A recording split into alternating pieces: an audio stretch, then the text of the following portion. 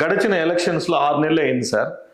Just recent complete అయిన Andhra elections గురించి మీ statement sir. అంటే నిజాయితీగా ప్రజలు ఎన్నుకోబడిన ప్రభుత్వమే ఉందా, లేకపోతే ఇప్పుడు ప్రపంచం అంతా ఈ ఈవీఎంల మీద కంప్లైంట్స్ ఉన్నాయి. చాలా మంది ఎలన్ మస్క్ లాంటి ఒక అతిపెద్ద టెక్నాలజీ దిగ్గజమే కంప్లైంట్ చేసి, అంటే ఐఎమ్ నాట్ టాకింగ్ అబౌట్ ఆయన ఏమి ఈ ఆంధ్ర వాడు కాదు కదా సార్. ఇప్పుడు హీ వాంట్స్ టు ఒక మాట్లాడాలంటే ఏంటి దాని మీద మీ అభిప్రాయం ఏంటి సార్?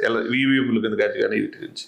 ఇప్పుడు ఎలక్షన్ జరిగింది, డబ్బులు ఖర్చు పెట్టింది అయితే వాస్తవం సార్.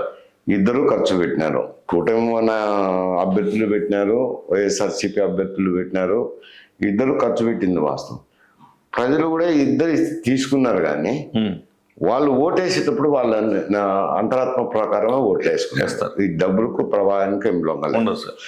దానివల్ల అది జగన్మోహన్ రెడ్డికి వ్యతిరేకమైన తీర్పే, అంతేగాని వేరే జరగలేదంటారా? చెప్తాను, జగన్మోహన్ రెడ్డికి వ్యతిరేకమైన తీర్పే. అది ప్రజలు ఓట్లేసిన ఓట్లతోనే జరిగింది. ఈవీఎంలు ట్యాంపర్ అయినాయని చెప్పేటి ఊరికి అపవాదులు. ఎవరు ఓడిపోతే వాళ్ళు ఈవీఎంలు ట్యాంపర్ అయినాయి అని అంటున్నారు. ఎందుకంటున్నాను నేనంటే, నేనేం రాజకీయ స్టేట్మెంట్ ఇవ్వలేదు. ఇటువంటి సమస్య నేను రాజ్యసభ మెంబర్గా ఉన్నప్పుడు విజయవాడలో ఐటీకి చెందిన నిపుణుడు ఆయన పూనాలో ఒక మిషన్ ఎలక్షన్ కమిషన్ నుంచి సంపాదించినాడు, తెప్పించి లండన్కి తీసుకుపోయి హ్యాక్ చేసినారు. అంటే ప్రోగ్రామింగ్ చేంజ్ చేసినారు. చేంజ్ చేసి ఆ మిషన్ తీసుకొచ్చి ఇక్కడ తెలుగుదేశం పార్టీ ఆఫీస్లో కూడా డెమో చేశారు. డెమో చేసినాక ఇదేందో ఎక్కడ ఓటేసినా అని అన్ని కాంగ్రెస్ పార్టీకి పోతుంది, ఇదేమి అని చెప్పి నేను రాజ్యసభ ఉన్నప్పుడు నా ఇంటి దగ్గరే, నా క్వార్టర్స్ దగ్గర అపోజిషన్ పార్టీస్ మీటింగ్ ఏర్పాటు చేయడం జరిగింది. అంటే ఆర్జేడీ, అన్ని పార్టీలు, సిపిఎం, సిపిఐ, మన ములాయం సింగ్ యాదవ్ పార్టీ, రామ్ గోపాల్ వర్మ, వీళ్ళందరినీ పిలిపించి డెమాన్స్ట్రేషన్ ఇస్తే ఎవరు ఏది నొక్కినా కానీ ఆడ కాంగ్రెస్ పార్టీతో మార్పుని వెళ్తుంది. ఇదేంది, ఇది ఇంత అన్యాయము ఇదేని పోయి ఎన్నికల కమిషన్కు రిప్రజెంట్ చేయాలంటే మేము మా పిఏనే తీసుకున్నారు అపాయింట్మెంట్. ఎన్నికల కమిషన్కు రిప్రజెంట్ చేస్తే వాళ్ళు అనేది ఏమంటే, ఏదో ఒకటో రెండో మిషన్లో ఏదైనా జరిగినచ్చు, కానీ ఎన్నికల్లో ఈ మిషన్ ట్యాంపర్ చేసేదానికే వీలు లేదు. ఇంకా కావాలంటే దీనికి డబ్ల్యూ ప్రూఫ్ అనేది వచ్చినాయి కదా ఇప్పుడు, సిప్యాట్ అది కూడా చేస్తామని చెప్పి హామీ ఇచ్చారు. ప్రొసీజర్ చెప్పారు సార్. ఈ ప్రొసీజర్ ప్రకారం జరుగుతుంది కాబట్టి ట్యాంపర్ చేసేదానికి అవకాశమే లేదని. ఏమిట్రా ప్రొసీజర్ అని అంటే, నేను విచారించాను మళ్ళా సార్.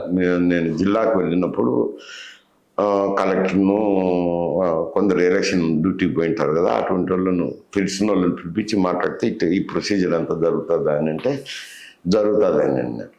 ఏమిటి ఆ ప్రొసీజర్ అని చూసినప్పుడు జాయింట్ కలెక్టర్ దగ్గర, డిఆర్ఓ దగ్గర మిషన్స్ అన్నీ ఉంటాయి కలెక్టర్ ఆఫీసులో, మొత్తం జిల్లాకు సంబంధించినవి. ఎప్పుడు ఎన్నికల నోటిఫికేషన్ ఇస్తే ఆ నోటిఫికేషన్ వచ్చిన తర్వాత ఈ అన్ని మిషన్లను తరలించాలి కదా, తరలించాల్సి వస్తుంది. ఏ నియోజకవర్గానికి ఆ నియోజకవర్గానికి తరలించాలి. తరలించే ముందర పొలిటికల్ పార్టీస్ను, జిల్లాలో ఉండే పొలిటికల్ పార్టీస్ని అందరినీ పిలిచి వాళ్ళనే మిషన్లు ఎంపిక చేసుకోమంటారు. 10 మిషన్లు. Okay sir. ఈ మిషన్ తీసుకొచ్చి పెట్టి డెమాన్స్ట్రేట్ మాక్ పోలింగ్ చేస్తారు. మాక్ పోలింగ్ చేసి వాళ్ళు సాటిస్ఫై అయినాక ఈ జిల్లాలో ఉన్న మిషనరీ నియోజకవర్గాలకు పంపిస్తారు. ఏ నియోజకవర్గానికి ఎన్నో అలకేట్ చేసింటారు, పంపిస్తారు. నియోజకవర్గానికి పంపించినాక అక్కడ అభ్యర్థులు వచ్చేస్తారు. రాజకీయ పార్టీ అవసరం లేదు కదా, అభ్యర్థులు ఉంటారు కదా. అభ్యర్థులకు సంబంధించిన ఏజెంట్లను, జనరల్ ఏజెంట్లను పెట్టుకుంటారు కదా. పెట్టుకున్న వాళ్ళని పిలిపిస్తారు. జనరల్ ఏజెంట్ అయినా రావచ్చు, వాళ్ళ తరపున క్యాండిడేట్ తరపున ఎవరైనా రావచ్చు. వచ్చినాక అక్కడ 10 మిషన్లు తెచ్చుకోమన్నారు నియోజకవర్గ స్థాయిలో. ఆ 10 మిషన్లను డెమో చేస్తారు. మళ్ళీ డెమో చేస్తారు. చేసినాక వాళ్ళు సాటిస్ఫై అయినాక గ్రామాలకు పంపిస్తారు, పోలింగ్ బూతులకు. గ్రామాలు అంటే పోలింగ్ బూత్. సార్. పోలింగ్ బూత్లు పంపించినాక పోలింగ్ బూత్లో ఏజెంట్లు అని ఉంటారు. అభ్యర్థులకు ఏజెంట్లు ఉంటారు, పోలింగ్ ఏజెంట్స్. ఆ పోలింగ్ ఏజెంట్లను అక్కడికి పోయి 2 మిషన్లో 3 మిషన్లో పోయింటాయి కదా, 3 మిషన్లు పెట్టి డెమో చేయమంటారు, 40 ఓట్లు వేయమంటారు.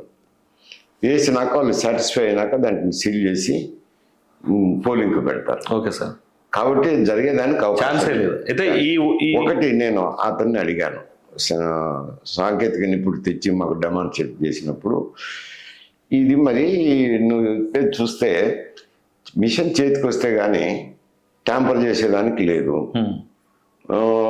మరి అని అంటే మిషన్ తప్పకుండా మిషన్ వస్తేనే సార్ ట్యాంపర్ చేయొచ్చు, మిషన్ చేతికి రాకుండా ఏమి చేయలేము, రిమోట్ పనిచేయవు.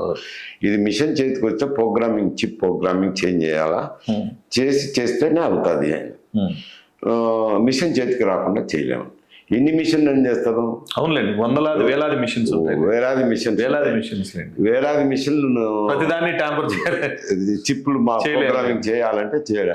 అందుకని ఈవీఎం ఎలక్షన్ల మీద ఊరికి ఆరోపణే కానీ ఎలక్షన్ ఏం రిఫ్లెక్ట్ కాదు అంట. ఓడిపోయిన వారు చేసే ఆరోపణలే కానీ ప్రజల తీర్పు అయితే నిజమైన తీర్పుగానే రిజల్ట్ వచ్చిందని చెప్పుకోవచ్చు. ఎక్కడైనా అంతే కదా సార్. ఇప్పుడు హర్యానాలో జరిగినాయి ఈవీఎంల మీద ఆరోపణ చేస్తారు. అంతేలేండి, జగన్ రెడ్డి గెలిచినప్పుడేమో ఈయన అన్నాడు ఈవీఎం ట్యాంపర్ అని, ఇప్పుడు ఈయన అన్నప్పుడు వాళ్ళు అంటున్నారు.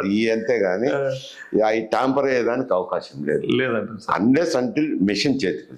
ఎన్ని మిషన్ అని చేస్తారు చెప్పండి? అంతే కదా సార్.